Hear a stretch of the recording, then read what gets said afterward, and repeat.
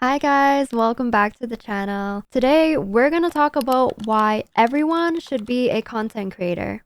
Yes, even you. And this time I'm not just talking about this kind of content creator, although if you want to be an influencer, there's nothing wrong with that. There's so many different type of content creators that are so overlooked and people don't even know it exists, like an educational content creator, like making tutorials, how-tos, DIYs, or even writing blogs, ambiance content like ASMR, vlogs for sharing your life, experiences, and building community, funny content like comedy, skits, memes, the list goes on. There's an audience for every kind of content you can imagine, and there's definitely an audience for you. So this video is for you if you've always wanted to start something on the side and you don't exactly know what it is that you want to do. You're tired of wasting all your time pointlessly scrolling on the internet, watching everyone else build an audience and community while you're just a background spectator. And most importantly, this video is for you if you finally want to take charge and build something of your own. Let's get right into it. The first section of this video is going to be me convincing you why I think everyone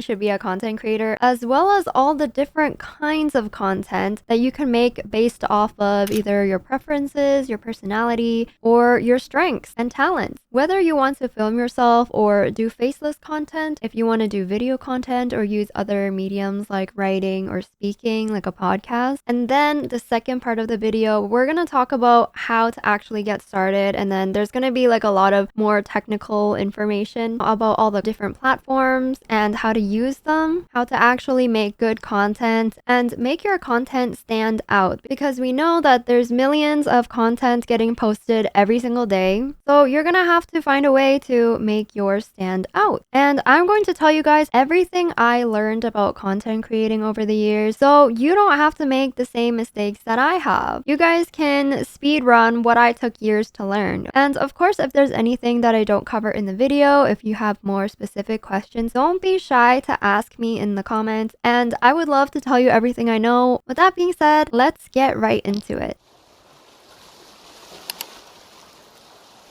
Why you should be a content creator. So I've always been a big believer of you should create what you consume. If you buy or use a lot of candles, make candles. If you like to buy a lot of clothes, you can learn to sew or start a clothing brand or boutique. If you're online all the time anyway, you might as well make something of it. So I always say this to everyone I know, you should make content. Everyone should make content. There is limitless potential online. You don't know where it could take you. Putting yourself out there on the internet, you might gain a lot of attention, and if that happens, doors will open for you. Building a following, a community online is so powerful because it makes you seem more reputable, more trustworthy. It lets people know that, hey, you're really good at this one thing. And I have a story of my friend, which is so amazing. She is a content creator who went from like regular personal account to building a following on Instagram and on Twitch. And she kind of blew up because she is chronically online, okay? She watches all the memes, she knows all the current trends and jokes, and then she makes funny videos and they got a lot of views, she grew a following. And then she made some LinkedIn posts saying, here's how I grew from this to this many followers to this many followers. And then from those LinkedIn posts, she ended up getting a job offer from Google, which is so insane. Who ever thought that watching memes all day could land you a job at Google? Guys, if that's not an insane opportunity, I don't know what is. But it was possible because she put herself out there and became a content creator online. Creating content online is just such a great way to put yourself in front of the eyes of other people that you probably never would have had the chance to meet in real life, but now you can do it in the comfort of your own home. The potential for reaching people online and in real life is just so unmatched, like you can't even compare the two. But if you posted a video online and it goes viral, you can reach millions of people, and all the work you had to do was filming that video and posting it. This is literally a life hack, and it's also free, so you should definitely keep watching this video and take advantage of it. And if you have a business, this is obvious, but becoming a content creator is going to be such good free marketing for your business. You're gonna gain awareness, recognition, reach so many more customers, generate leads, show off your products and services. Like there's just so many good things, especially if you're a business. Like this is absolutely necessary. Another great thing about becoming a content creator is that you are going to learn valuable skills: filming,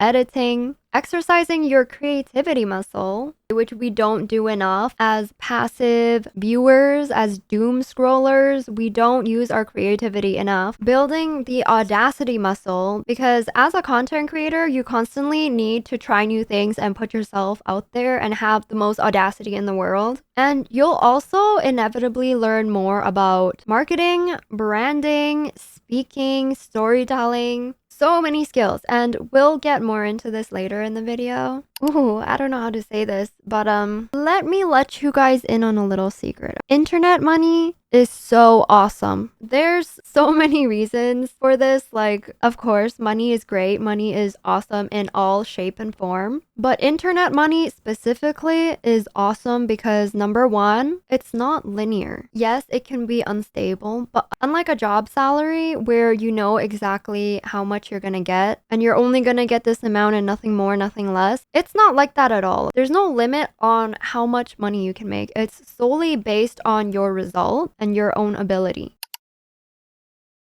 And the second reason why it's so awesome is because if you want to make a side hustle, you can monetize things you're already doing, like your hobbies, and make a side hustle out of it, which I think can be a little controversial. I know some people say like, oh, I don't want to make a business out of my hobbies because I won't enjoy it so much anymore. I totally get that. But I feel like in this day and age, like it's hard out here. It's hard to make money. So I feel like for a lot of people, it's a little bit necessary to create as many streams of income as possible. So yeah, it is up to you, but this option exists for you. I feel like if you have hobbies, you should try and monetize things that you already do and places you already frequent. Like if you go to the gym all the time, you can do gym content, monetize off of you working out every day, which you are going to do anyway. Or you can become a personal trainer. You can teach people how to work out because you already know how to do it. I think the best content most people can make is filming stuff that they already do or filming stuff that they already know. For example, if you like to crochet a lot, what if I told you you can make money from crocheting, which you are already spending money to do or doing for free anyway? Now you can make money from it. For example, by making videos of the things you've created, you can sell them online, or you can just film tutorials, film the process, teaching other people how to crochet. And if it gets a lot of views, then you can make a little bit of money off of the views. And it could literally be about anything, okay? Like don't underestimate yourself. Your experiences are valuable.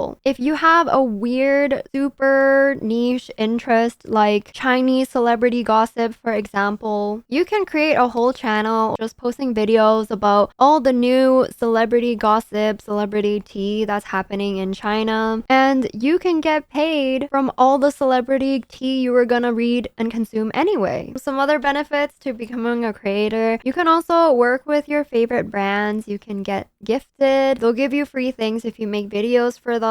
And that way you don't have to spend your own hard-earned money to buy these things. You can get free things, which is, you know, kind of like a form of payment, but still great. And finally, nobody ever talks about this, you get to document your life. So I've been a creator for so many years and I posted so many videos over the years. When I look back, it's like a time capsule. It's kind of cool. You get to look back and physically see your growth and your evolution over the years, and you get to see what your life looked like back then. And I don't know if anyone really cares about that, but I'm a very sentimental person, so I thought that was pretty cool. Okay, so let's talk about how to get started. The most questions I've ever got is about equipment. So in terms of equipment, it really depends on what platform you're focusing on, but for today's video, video, I'm just gonna assume that you're gonna be on TikTok or YouTube or live stream, some type of video content creator, because that's just the most popular type of media right now. And also, even if you don't want to become a video content creator, I feel like you don't really have a choice. Like, you have to do video because that's just what's going to promote whatever your platform is the best. You're still gonna have to use video to promote it. So if you're live streaming, obviously you're going to need a PC. Any webcam and basic microphone will do the job. Honestly, I think it's best to keep it simple. Like, you really don't need fancy equipment because it might even overcomplicate things. Like, I bought an 800 DSLR just to end up switching back to my $40 webcam, which I'm using right now, and it looks great, just because the settings on the camera were just way too complicated. Like, I didn't know how to use a camera. It was way too HD, and I didn't like how you could see every single one of my pores. I also have this mic setup. This is the Shure SM7B, and this was really expensive and kind of unnecessary, again, because I also bought a sound mixer with it, and there was just way too many settings, and my sound was actually horrendous up until last week when I finally found out what the problem was. And the whole time I could have just stuck to my trusted Blue Yeti mic, which is honestly just as good and so much simpler because you just plug it in the USB. But if you're not doing PC live streaming and you're doing everything else, then that's even easier because all you need is an iPhone. And I say iPhone specifically and not Android because iPhones are just more compatible with social media platforms. Like, for some reason, when you upload the video, the iPhone video will just look so much better on Instagram and TikTok than an Android video does. I don't know the exact reasoning for this, but if you guys know, please feel free to let me know in the comments. The camera and microphone on these are great, and this is actually all I've used for the past couple of years up until recently. And I wouldn't recommend buying fancy, expensive equipment until you've made enough money from content to justify it. But even then, like, that's completely optional. You can 100% do everything just filming on your iPhone, and you can even edit on your phone. I use CapCut, which used to be free, but now it's a paid subscription. And there are also other editing softwares out there that you can try to see what you like. Side note, editing is a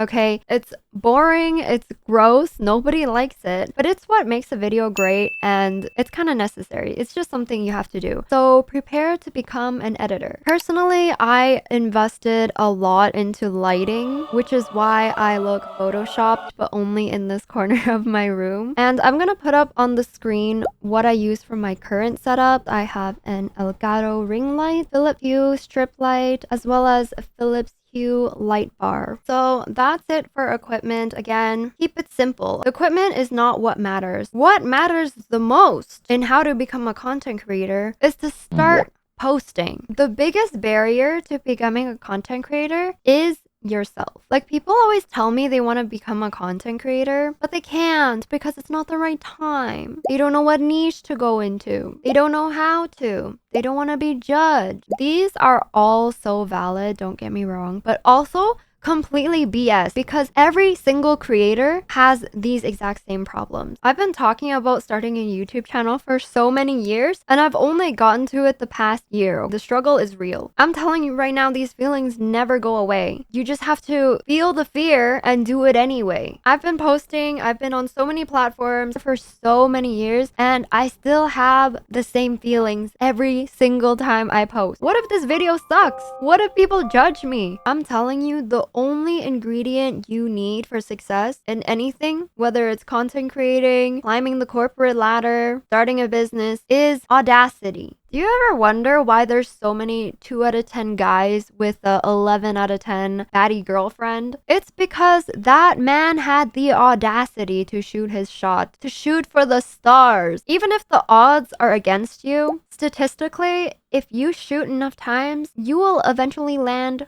once. And that's all you need. Once. It's scary to embarrass yourself, and it's scary to be cringe. And it will never not be scary to embarrass yourself and be cringe, but nothing will ever happen for you if you don't start, if you don't take the chance. You will never have a baddie 11 out of 10 girlfriend if you don't even try and shoot your shot. Are you gonna let the 12 people judging you stop you from reaching the 12 million people that are gonna love you? If you have a little perfectionist in yourself, cancel her. Block her. She needs to go so you can go on and post imperfect videos and learn as you go. I feel like a lot of us hold ourselves back, always waiting for the perfect opportunity to finally make perfect content, but that doesn't exist. If you're new, you're gonna suck and there's no way around it. The first step towards becoming good at something is first being really bad at something, and that's fine, that's normal. LeBron James didn't just pick up a basketball and end up in the NBA, okay? There was a lot of stuff that happened and a lot of work in between those two events that nobody really saw or knew about. Your first 100 videos might be garbage, and that's totally fine. We all start somewhere. As long as you learn, as long as you improve, and every new video you post gets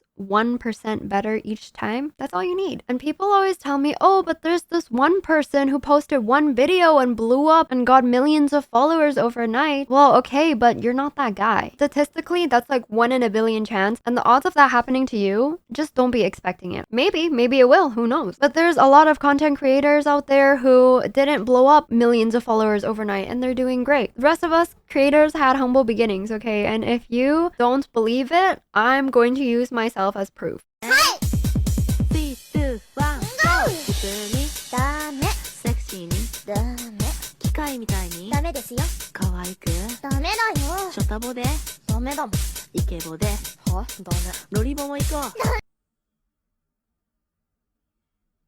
I hope that makes you feel better. Just know that I didn't have to show you that, but I did to make you feel better. I've posted hundreds of videos just like these so I could learn stuff and get to where I am today. And if I can do it, so can you. Okay.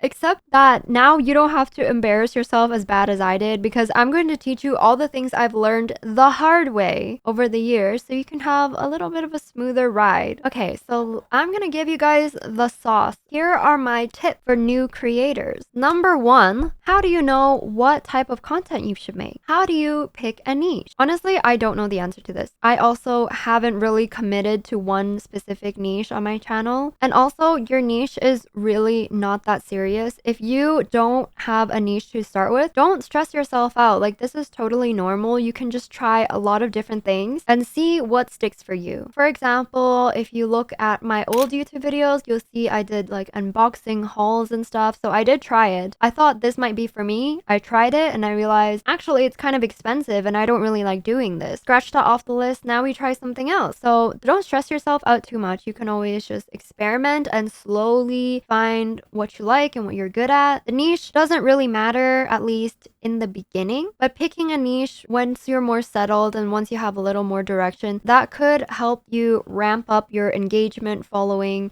and views. Just because you'll become clear on who your target audience is and it'll be easier to find them that way, if that makes sense. So you can also try a bunch of things, pick a niche later based off of your data and analytics, which we'll get more into later on in the video. But other than that, you can also try picking a niche based on what your passions are, your interests, your strength, your talent. And also for picking platforms, I think you should think about what you want your daily task to look like. So for YouTube right now, I would say I'm editing probably 70% of the time. But when I was a Twitch streamer, I would be live streaming 100% of the time. Like, there wasn't that much offline work for me to do. I would just click live and start being goofy online, being very high energy and being very reactive to the audience, things like that. So you gotta think about what you want your daily routine to look like. Another thing to consider when picking your niche or building your brand is, who do you want your audience to be? Imagine you're talking to someone. Who are you talking to? How old are they? What hobbies do they have? What kind of job do they have? How do they feel? To me, I imagine that I'm speaking to a little sister or a younger version of myself.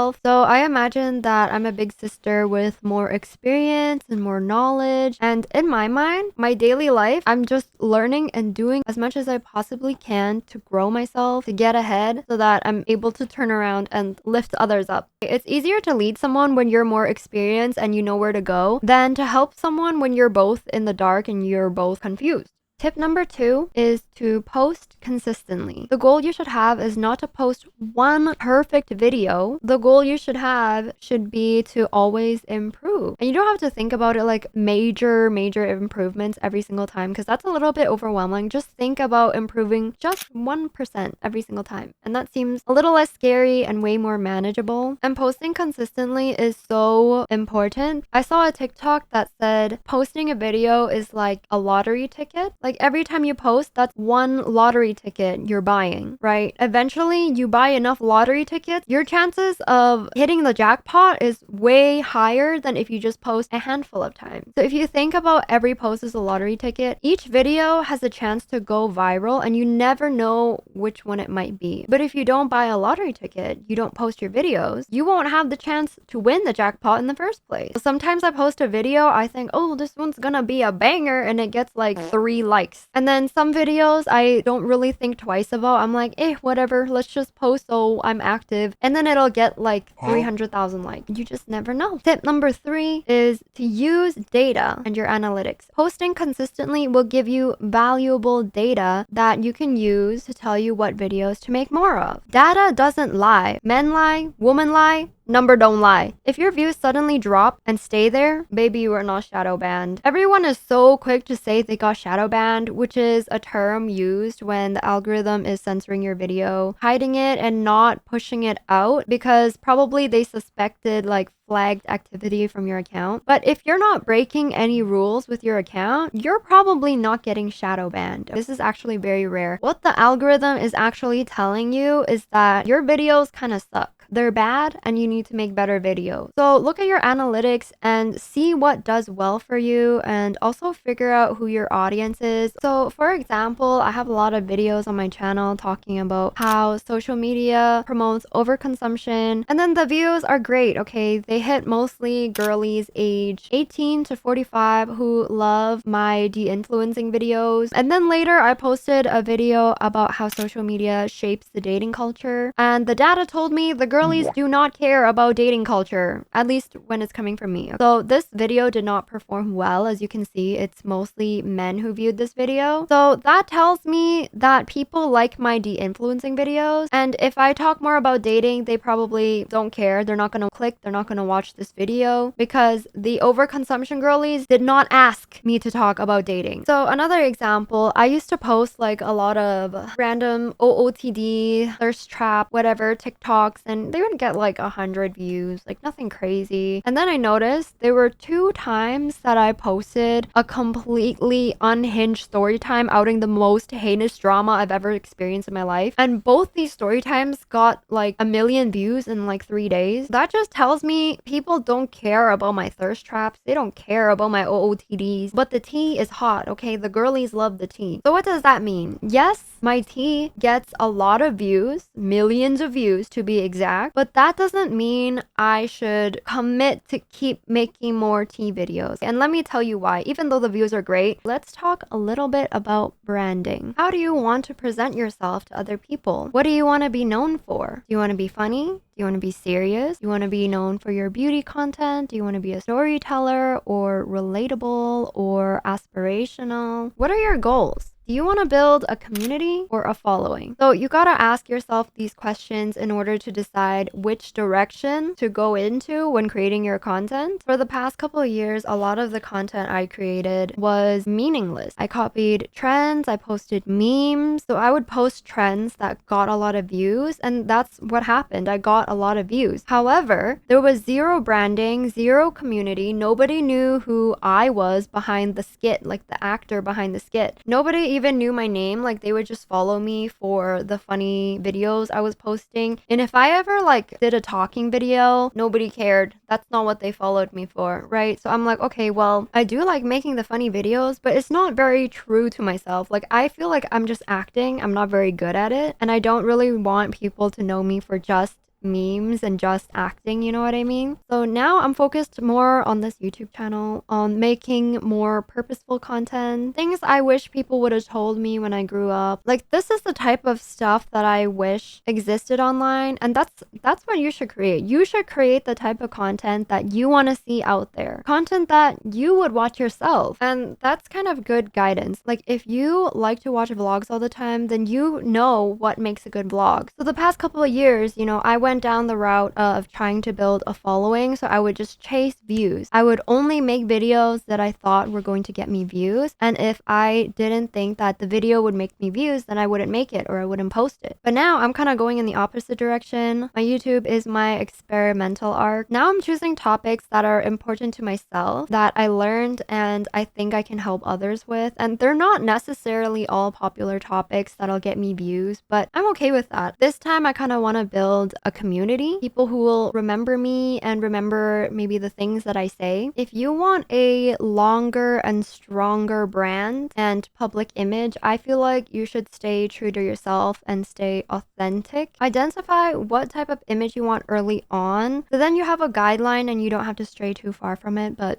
more on that later on. But I wanted to make this point that there's no one way to do things. I'm not saying that view maxing and following trends and views and followers only is the wrong way to do things. That's fine too. It's just a choice. And I wanted to make you guys aware of that because, like I said, with my piping hot drama tea oversharing TikToks with millions of views, I'm telling you right now, controversial content is really good for view maxing. It'll 1000% get a lot of views, but you also have to be prepared for what comes along with controversial content. Like, do you really want to be known as that person that's always involved with drama? Do you want to be known as that person that's always talking about other people's business? Like, I have controversy farmed before, and it's not ideal situation looking back in my opinion, but it's your choice. If you want to take this route, I respect it. And it can also be tempting because, like I said, it's guaranteed views, high numbers, high engagement, which can be really addicting, but often people will see you in a bad light. So you really have to have thick skin if you're gonna go down this route. You'll find a lot of rapid growth, but it probably won't be the nicest audience. You're building a community based off of talking bad about other people. So guess what they're also gonna be saying about you?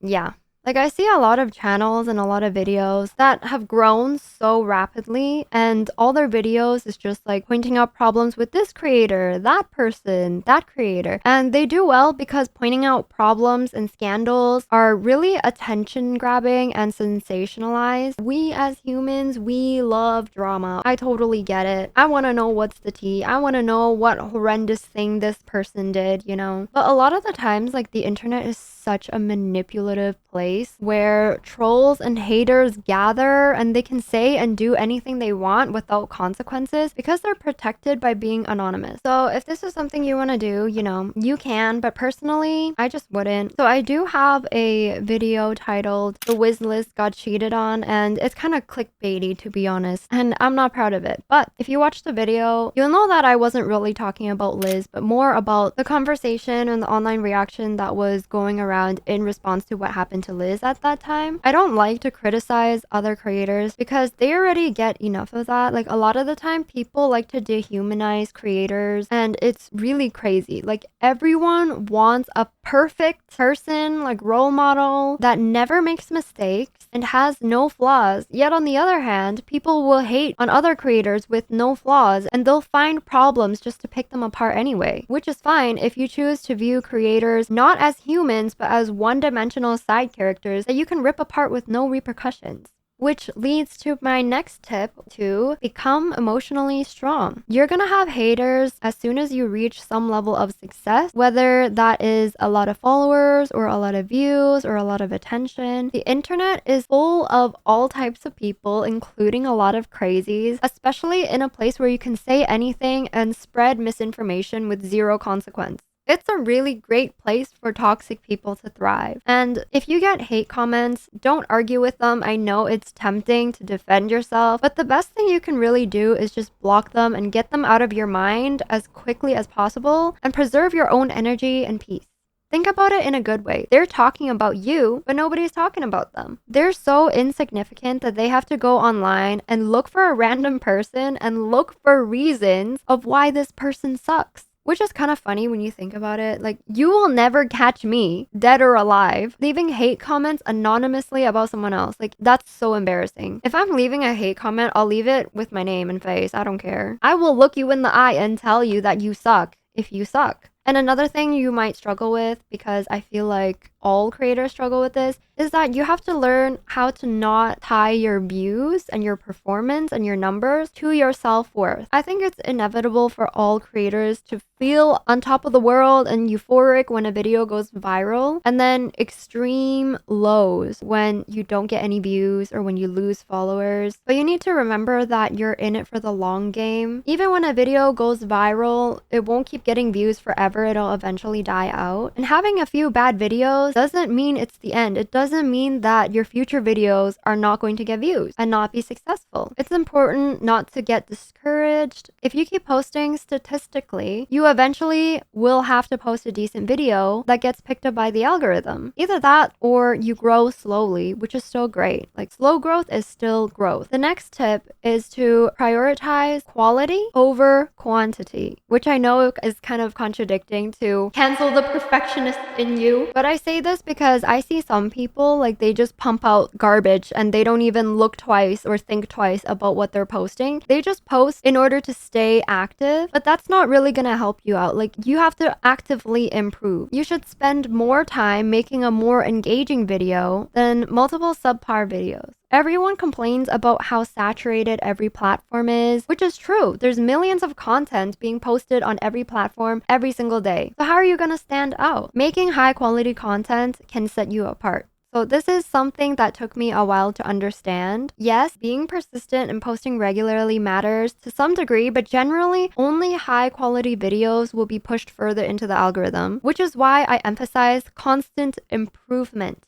Try to make your next video better than the last. Eventually, all your videos will be pretty good. Another really important thing about your videos is to try and provide value to your viewers. Think about the viewer experience. If you can make them laugh, if they can learn something from you, or you say something thought-provoking, that makes your content more valuable. Does your content have substance, or is it a nothing sandwich? Does it leave an impression on the viewer, an emotion? Shock value, inspiration? Do they walk away satisfied or with some useful information? The next thing is to make sure the content has high quality visuals as well as sound. Text is appropriate size and in frame. The angle is clean and nice so that the video overall is just easy and enjoyable to watch. If it's a talking video, if you're telling a story, the story has to make sense and flow properly so that it's easy for the viewer to follow along. And one tip is to think about, if someone else posted the video you just made, would you watch this video yourself? If you watch the first 10 seconds of it and you get bored, chances are other people will find it boring too and scroll. So the next tip is to focus on your hook. This is the most critical component of any piece of content. On TikTok, you have about 1 to 3 seconds to convince the viewer to stay and watch your video. But to be honest, I don't even watch for a full 3 seconds before I scroll. I'm scrolling after like 1.5 seconds. So your hook has to be captivating and it has to convince the viewer to stay and watch your video. And also let the viewer know what they're getting themselves into by staying and watching your video. So you can do this by putting a funny or shocking clip at the beginning. You can ask a question that the viewer will have to stay to get the answer for. And on YouTube, in addition to the first 5 to 10 seconds of your video, there's also the title and thumbnail where you kind of have a second opportunity to place extra text. So like, you have your actual title and then you can put like more words onto your thumbnail to be like a second title, if that makes sense. So you want a clear title that lets the audience know exactly what the video is going to be about, and it's got to sound intriguing and pique their interest. The next tip is to study the biggest creators in the niche or platform that you want to be in. Pay attention to what you like about their content or what they're doing differently from you. Maybe their videos just look visually better than yours, so you can figure out, is it the vibe that they're doing differently, the lighting, lighting, the editing style, their storytelling, and then think about how you can do these things better in your own videos.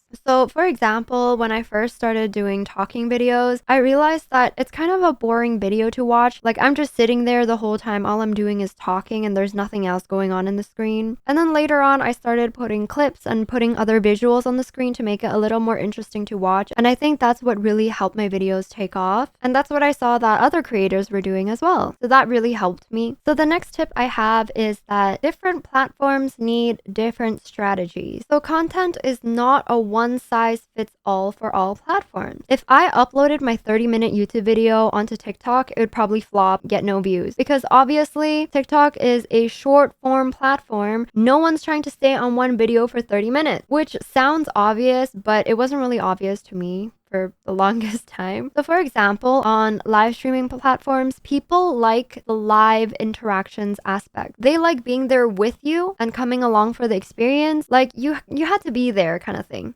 So that's just something to consider, especially if you're thinking about going onto a live streaming platform. And another thing is you're going to have to learn and adapt for every platform. YouTube is something you can put on the TV to set an ambiance, to learn something educational, to watch shows or long form entertainment. So you can do art, you can do tutorials, you can do lectures, you can do ASMR. Like I really love those fall asleep raining sounds that go on for like 3 hours. Just think about what type of content you would like to create. There's so many types of content, so many platforms for you to utilize. TikTok is a place to scroll and consume fast content. So short, right to the point is always the best. Like even if there's a pause, I just scroll, okay? It's got to be so fast paced. And so is Instagram, you know, with the reels. But also Instagram is mixed with staying connected to and caught up with your friends or followers and other creators with their 24-hour stories function, which makes everyone click in, check in daily to feel connected with their friends and followers and creators. Pinterest is focused on aesthetics, tutorials, inspiration, DIYs for aesthetic things like designs, fashion, art. Blogging is informational and search-based, so it's important to put in a lot of key search words in your blogging content. But typically people don't spend a whole lot of time on blogs. Like for example, TikTok, they're online all day just scrolling. But for blogging, it'll mostly be search-based views. So you really need to strengthen your knowledge on SEO and keywords. Twitter is good for live updates, fast communication, and quick short reads if you like short form writing. If you just want to speak without having any visuals, you can do a podcast for listeners, in which case you're going to need good audio and really good storytelling and speaking ability. For music, I don't know anything about music. Good luck, guys. And then for LinkedIn, it's a good place to just flex whatever talent and abilities and things you've built. And maybe someone like my friend will reach out from Google and give you a job. Or you can get in touch with other business owners. But whatever your platform is, though, I will say that right now, short form video platform is king. So if you choose to do a blog, if you choose to do tweets, Pinterest, podcasts, live streaming, even YouTube long form, whatever it is, the best place to promote whatever it is that you're doing is through short form video platforms like TikTok and Instagram. And I guess Facebook and YouTube Shorts maybe, but I'm not really strong at those ones, so I don't know. So either way, whatever platform you use, you'll have to find a way to reformat your content to post into short video form. For example, long form video and live stream, you post clips onto TikTok. For Pinterest, tweets, or blog, you can post carousel post, which is where you can swipe a collection of photos with some music in the background. So those are some of the tips that I have for you guys. And now I want to talk a little bit about why you should become a creator instead of a consumer. So to add on why I think everyone should be a content creator, I think there's a growing population of us becoming chronically online, participating in content overconsumption, doom scrolling a little far too many minutes or even hours every day, and then wondering why the days are so short and why you're so depressed and lazy when you finally get off your phone. So let's talk about why overconsuming content is harmful for you and why you should become a creator instead. So the first disadvantage of consuming too much content, as I've mentioned earlier in videos, is that you fall into the comparison trap. When you're scrolling, you are not present in your own life at all. Your focus is shifted entirely onto what's outside of your life, what's going on your screen, and what other people are doing. You're too distracted watching videos of other people's lives to think about or acknowledge how your own life is going. You cannot do any self-reflection, okay, if you're focused on thinking about someone else and not yourself. If you're spending a majority of your time rolling and watching, being a spectator, a side character, if you will, to somebody else's life, you're not really leaving yourself much time or opportunity to grow and build on yourself. Which leads me to the next point, which is that scrolling is a huge waste of time that you will never get back. Guys, time is the most valuable resource, and if you're lucky to have it, try not to squander it on short little videos that you're not even going to remember next week. I used to fool myself thinking that I needed to scroll TikTok for inspiration, you know, for skits or to learn about any subject, but spoiler alert, it didn't really work out. Sometimes short videos are really great because they can be informative and be really quick and efficient, but for the most part, they're really distracting. I would tell myself, yeah, I'm not wasting time, I'm just researching. But girl, if you're not actively creating something and you're just watching someone else do the thing, then you're not really doing anything. You will learn exponentially faster actually doing the thing than you would watching countless videos of other people do the thing. And the final thing I have to say about consuming too much content is that it's probably not too good for your mental health. As much as I love watching funny videos on the internet, it's not that funny when I put my phone away and crave watching more videos for that quick little hit of dopamine. It's probably why I feel so depressed and bored and tired when I'm away from my phone, because I'm always craving that little mental stimulation and looking for something to pique my interest. And I've gotten so used to and addicted to being entertained all the time. Like, watching videos and constantly being entertained is such an addictive high, and it's kind of scary that we don't realize that this is not normal. Like, it's not normal in human evolution to get bombarded with all this information in such a short time span. We don't even have enough time to process the last video we just watched before scrolling to a new video and loading more and more and more new information to our brains. So that's probably why you don't end up remembering anything you watched yesterday, because your brain didn't even have enough time to digest what you just watched. And I can't imagine that would be any good for your attention span and memory. And I'm not saying that consuming all and any content is a bad thing. Like, there's a lot of good content out there, right? Like, take this video for example. But instead, to be mindful about what you consume. Is this valuable content that can help you grow or solve a problem you have? And also to be mindful of how much you consume, that you give yourself enough time to absorb and reflect on all this new information. So some other things I want to add, I think creating really changes your perspective as an audience. You realize that not everything is the way that it seems. Sometimes people fake things and create drama and controversy on purpose to stir up views and attention. And you also have more understanding for creators and won't be so harsh and quick to judge when you realize that they're just human and humans can make mistakes too. Like, this can be a whole video in and of itself, because cancel culture is just so crazy and so wild. But I feel like once you become a creator yourself, you start to understand like how the internet works and how people can just spread misinformation and run with it, and it can get crazy out there. And another thing is that it exercises your creativity muscles. I feel like most people don't really get to use their creativity muscle that much unless you're like an artist or something. But for the rest of us, you know, maybe we have a boring job, a repetitive job. Maybe you're learning things, but you're not making things from your heart, from your mind, from your hands. But I think creating things does something to your soul. Like, humans exist to create things. If not content, then, you know, something else. And I feel like making content is kind of like art. Like, it's your work, it's your art. And like any art or any projects you have to be able to separate it from yourself. Like, it's okay if it's not being received well. It's okay if not everyone likes it. As long as you like it or it's true to you, it's worth creating and it's worth putting yourself out there. Hi guys, my name is Barry, and that's all the beginner tips I have for you today. I know this isn't what I normally post and there's a lot of technical information in here, but I feel like I've learned a lot over the years, and I just wanted to share because I always hear people tell me they want to get into content creation and they just don't know how. So if I can help just one person get started on their journey, that would make me so so happy. But yeah, I'm also on this journey with you guys and learning as I go on YouTube. If I can do it, so can you. So I hope you guys enjoyed this video, and if you did, please make sure to give me a like or 5 stars if you're listening on Spotify or Apple Podcasts. So make sure to leave a comment if you guys have any questions about today's video or any topics you'd like me to talk about next. That's everything I have for you guys today. I love you guys so much, and I'll see you in the next one. Bye!